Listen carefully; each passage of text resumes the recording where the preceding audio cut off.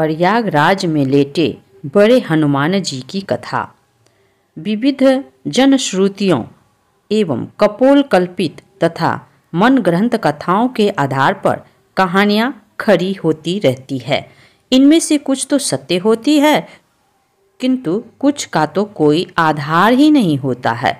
यही बात इलाहाबाद में प्रयागराज क्षेत्र के संगम तट पर स्थित पुराण प्रसिद्ध लेटे हुए हनुमान जी के विषय में है। यह मंदिर धरती का एकमात्र मंदिर है जिसका विवरण पुराणों में विशद रूप से प्राप्त होता है। यही एकमात्र ऐसा मंदिर है जहां हनुमान जी के लेटे हुए रूप का विवरण मिलता है। अब आजकल तो अनेक मंदिर बन गए हैं जहां हनुमान जी को लेटा हुआ दर्शाया गया है। संभवतः महाराष्ट्र के औरंगाबाद के समीप महेशमल में बना लेटे हुए हनुमान जी का विशाल मंदिर भी इसी श्रेणी में आता है। अरस्तु जो भी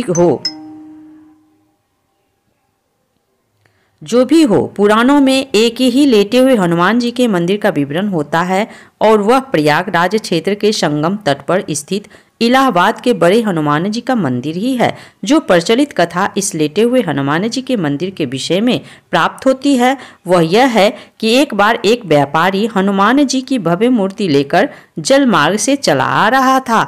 वह हनुमान जी का परम भक्त था। जब वह अपनी नाव के लिए प्रयाग के समीप पहुंचा तो उसकी नाव धीरे धीरे भारी होने लगी तथा संगम के नजदीक पहुंचकर यमुना जी के जल में डूब गई। कालांतर में कुछ समय बाद जब यमुना जी के जल की धारा ने कुछ राह बदली तो वह मूर्ति दिखाई पड़ी।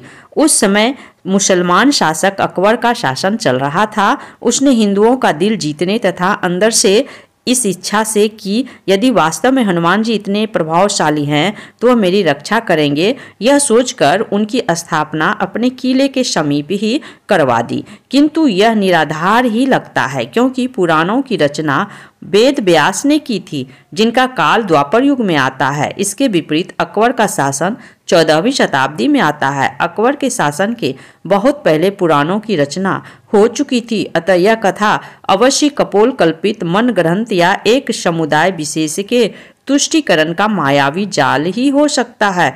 जो सबसे ज्यादा कार्तिक प्रामाणिक एवं प्रासंगिक कथा इसके विषय में जनश्रुतियों के आधार पर प्राप्त होती है वह यह है कि रामावतार में अर्थात त्रेता युग में जब हनुमान जी अपने गुरु सूर्यदेव से अपनी शिक्षा दीक्षा पूरी करके विदा लेते हुए समय गुरु दक्षिणा की बात चली। भगवान सूर्य ने हनुमान जी से कहा कि जब समय आएगा तो वे दक्षिणा मांग लेंगे। हनुमान जी मान गए, किंतु फिर भी तत्काल में हनुमान जी के बहुत जोर देने पर भगवान सूर्य ने कहा कि मेरे वंश में अवतरित अयोध्या के राजा दशरथ के पुत्र राम अपने भाई लक्ष्मण एवं सीता के साथ प्राबंध के भोग के कारण वनवास को प्राप्त हुए हैं। वन में उन्हें कोई कठिनाई ना हो या कोई राक्षस उनको कष्ट ना पहुंचाए, इसका ध्यान रखना। सूर्यदेव की बात सुनकर हनुमान जी अयोध्या की तरफ प्रस्थान हो गए। भगवान सोचे यदि हनुमान ही सब राक्षसों का संहार कर डालेंगे तो मेरे अवतार का उद्देश्य समाप्त हो जाएगा। अतः उन्होंने माया को प्रेरित किया कि हनुमान को घोर निद्रा में डाल दो। भगवान का उपदेश प्राप्त कर माया उधर चली जिस तरफ से हनुमान जी आ रहे थे। इधर हनुमान जी जब चलते हुए गंगा के तट पर पहुंचे तब तक भगवान सूर्य अस्त हो गए। हनुमान जी ने माता गंगा का प्रणाम किया तथा रात में नदी नहीं लांघते हुए यह सोचकर गंगा के तट पर ही रात व्यतीत करने का निर्णय लिया। हनुमान जी के हृदय में अपने गुरु की आज्ञा का पालन का संदेश घूमर रहा था, अतः उन्होंने नींद भी नहीं आ रही थी। अतः वह आसन लगाकर ध्यानस्थ हो विचार में मग्न हो गए। इधर माया ने जब उन्हें ध्यानस्थ देखा तो वह डर गई क्योंकि यदि प्रातः काल हो गया तो हनुमान जी अयोध्या पहुंच जाएंगे तथा प्रण के दृढ़ निश्चयी हनुमान जी अपना कार्य प्रारंभ कर देंगे। अचानक हनुमान जी का ध्यान टूटा। उन्होंने सोचा क्यों न रात सत्संग में बिताई जाए। यह सोचकर वह ऋषि भारद्वाज के आश्रम की तरफ चल पड़े। अब माया और भी निराश हो गई। हनुमान जी भारद्वाज ऋषि के आश्रम में पहुंचे। वहां वेद पुराण का व्याख्यान चल रहा था। हनुमान जी वहीं बैठकर कथा सुनने लगे।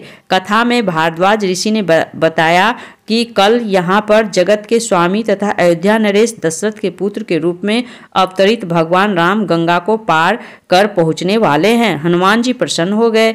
अभी उन्होंने गंगा पार कर अयोध्या जाने का विचार त्याग दिया तथा वहीं संगम के तट पर ही रहकर भगवान राम की प्रतीक्षा करने का निर्णय लिया। रात्रिकालीन आवश्यक कार्यों को पूरा कर हनुमान जी वहीं संगम के तट पर लेट गए और उन्हें नींद आ गई। इधर माया को अवसर मिला और उसने हनुमान जी को धर दबोचा। हनुमान जी घोर निंद्रा में चले गए। इधर भगवान राम गंगा पार कर प्रयाग पहुंचे। उन्होंने हनुमान जी को सोते हुए देखा तथा उनको यह वरदान दिया कि इस सोए हुए हनुमान की मूर्ति के जो दर्शन करेगा उसे बिना किसी प्रयास के मेरी कृपा प्राप्त होगी। उस व्यक्ति को किसी तरह के भूत प्रेत या धोखा षड्यंत्र आदि का शिकार नहीं होना पड़ेगा। उसके सारे शत्रु स्वतः ही परास्त हो जाएंगे। इस तरह हनुमान जी को अमोघ वरदान देकर भगवान राम भारद्वाज ऋषि के आश्रम तथा अक्षय वट का दर्शन करते हुए आगे बढ़ गए। यह वरदान आज अक्षरशः सत्य हो रहा है। इस पुराण प्रसिद्ध सिद्ध हनुमान मंदिर का दर्शन निश्चित ही समस्त बाधा कष्ट अरिष्ट आदि को शांत करता है। इधर प्रातःकाल जब गंगा देवी ने देखा कि एक प्राणी उनकी तरफ ही पांव फैलाकर सो रहा है तो उन्होंने अपने आप को अपमानित महसूस करते हुए हनुमान जी को डुबो दिया। सूर्यदेव ने जब प्रातःकाल अपने शिष्य हनुमान की यह दशा देखी तो उन्होंने गंगा को शाप दिया कि तुम्हारा हृदय मैला है, जो अज्ञानवश तूने एक सीधे साधे प्राणी को दंड दिया। तेरा सम्मान करते हुए हनुमान ने रात में तुम्हारे ऊपर से होकर गुजरना अच्छा नहीं समझा और तुम दुर्बुद्धि उसे शाप दे बैठी। आज से तू प्राणियों के मरे शरीर एवं गंदगी ढोने वाली हो जाओ। गंगा नदी के दूषित होने से संसार के समस्त देव संबंधी एवं शुभ कार्य बाधित होने लगे। तब समस्त देवताओं ने मिलकर भगवान सूर्य देव की पूजा अर्चना की। तब भगवान सूर्य देव ने कहा कि जा गंगे, तेरे जल के ऊपर मेरी किरणों के पड़ते ही तुम्हारे जल की पवित्रता बढ़ जाएगी तथा तुम्हारे जल से मेरा किया गया सत्वन पूजन कोटि गुना फल देने वाला होगा। भगवान सूर्य के कहने पर गंगा ने कहा कि हनुमान चतुर्मास व्यतीत होते ही पुनः भगवान राम की सेवा में उपस्थित हो जाएंगे। तब तक हनुमान जी किष्किंधा पर्वत पर सुग्रीव की सेना में लगे रहे। चतुर्मास बीतने पर भगवान राम सीता की खोज करते हुए किष्किंधा पर्वत पर पहुंचे। वहां पर उनकी मुलाकात भगवान राम से हुई। अस्तु कालांतर में जब मुगल शासन के दौरान अकबर के समय में जब बादशाह अकबर ने उस सिद्ध तपोभूमि को अपने किले के रूप में परिवर्तित करना प्रारंभ किया, तब उनके दीवार के ही सीध में सोए हुए हनुमान का मंदिर पड़ गया। उसने तत्कालीन हिंदू धर्म गुरुओं एवं पंडितों को रुपये पैसे का लोभ देकर तथा डरा धमका कर उस सोए हनुमान जी के मंदिर को अन्यत्र स्थापित करवाने के लिए राजी किया। हनुमान जी की मूर्ति की खुदाई होने लगी। जब समूची मूर्ति की खुदाई नीचे से कर ली गई तब उसे उठाए जाने लगा। जब लगातार कोशिश के बावजूद भी मूर्ति नहीं उठी तब उसे भारी सामान उठाने वाली मशीन से उठाने की कोशिश की जाने लगी। ज्यों-ज्यों उस मूर्ति को उठाने की कोशिश की गई वैसे वैसे मूर्ति और भी नीचे धंसती चली गई। अंत में डर कर अकबर ने उस मंदिर को हटवाने का काम बंद करा दिया तथा डर के मारे उसने हनुमान जी की बड़ी पूजा आराधना की। आज भी उसके उतने बड़े भव्य किले की दीवार हनुमान जी के मंदिर की तरफ टेढ़ी ही है। एक मान्यता है और है इस मंदिर के बारे में। इस मान्यता के पीछे राम भक्त हनुमान के पुनर्जन्म की कथा जुड़ी हुई है। लंका विजय के बाद बजरंगबली जब अपार कष्ट से पीड़ित होकर मरणासन्न अवस्था में पहुंच गए थे तो मां जानकी ने इसी तरह जगह पर उन्हें अपना सिंदूर देकर नया जीवन और हमेशा आरोग्य का चिरायु रहने का आशीर्वाद देते हुए कहा कि जो भी इस त्रिवेणी तट पर संगम स्नान पर आएगा उसको संगम स्नान का असली फल तभी मिलेगा जब वह हनुमान जी के दर्शन करेगा। यहाँ स्थापित हनुमान जी की अनूठी प्रतिमा को प्रयाग का कोतवाल होने का दर्जा भी हासिल है। आमतौर पर जहाँ दूसरे मंदिरों में प्रतिमाएं सीधी खड़ी होती है, वहीं इस मंदिर में लेटे हुए बजरंगबली की पूजा होती है। पौराणिक कथाओं के मुताबिक लंका विजय के बाद भगवान राम जब संगम स्नान कर भारद्वाज ऋषि से आशीर्वाद लेने प्रयाग आए, तो उनके सबसे प्रिय भक्त हनुमान इसी जगह पर शारीरिक कष्ट से पीड़ित होकर मूर्छित हो गए। पवन पुत्र को मरणासन देख मां जानकी ने उन्हें अपनी सुहाग के प्रतीक सिंदूर से नई जिंदगी दी और हमेशा स्वस्थ एवं आरोग्य रहने का आशीर्वाद प्रदान किया। मां जानकी द्वारा सिंदूर से जीवन देने की वजह से ही बजरंगबली को सिंदूर चढ़ाए जाने की परंपरा है। संगम आने वाले हर एक श्रद्धालु यहाँ सिंदूर चढ़ाने और हनुमान जी के दर्शन को जरूर पहुंचता है। बजरंगबली के लेटे हुए मंदिर को पूजा अर्चना के लिए यूं तो हर रोज ही देश के कोने कोने से हजारों भक्त आते हैं, लेकिन मंदिर के महंत आनंद गिरी महाराज के अनुसार राष्ट्रपिता महात्मा गांधी के साथ साथ पंडित नेहरू, इंदिरा गांधी, राजीव गांधी, सरदार वल्लभ भाई पटेल और चंद्रशेखर आजाद जैसे तमाम विभूतियों ने अपने सर को यहाँ झुकाया, पूजन किया और अपने लिए और अपने देश के लिए मनोकामना मांगी।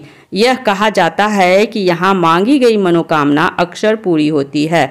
आरोग्य व अन्य कामनाओं के पूरा होने पर हर मंगलवार और शनिवार को यहाँ मन्नत पूरी होने का झंडा निशान चढ़ने के लिए लोग जुलूस की शक्ल में गाजे बाजे के साथ आते हैं। मंदिर में कदम रखते ही श्रद्धालुओं को अजीब सी सुखद अनुभूति होती है। भक्तों का मानना है कि ऐसे प्रतिमा पूरे विश्व में कहीं मौजूद नहीं है। इलाहाबाद में संगम के निकट स्थित यह मंदिर उत्तर भारत के मंदिरों में अद्वितीय है। मंदिर में हनुमान की विशाल मूर्ति आराम की मुद्रा में स्थापित है। यद्यपि यह एक छोटा मंदिर है, फिर भी प्रतिदिन सैकड़ों की तादाद में भक्तगण दर्शन करने आते हैं। जय श्री राम। भक्तों, ऐसी ही और वीडियो के लिए हमारे चैनल को सब्सक्राइब करें। धन्यवाद। तो आज का ये वीडियो आपको कैसा लगा, एक कमेंट करके अवश्य बताएं और हाँ, हमारे चैनल को लाइक, शेयर और सब्सक्राइब जरूर करें, क्योंकि आपके ही सपोर्ट से हमारा चैनल आगे बढ़ रहा है। दोस्तों, हमारा वीडियो लास्ट तक देखने के लिए आपको बहुत बहुत धन्यवाद।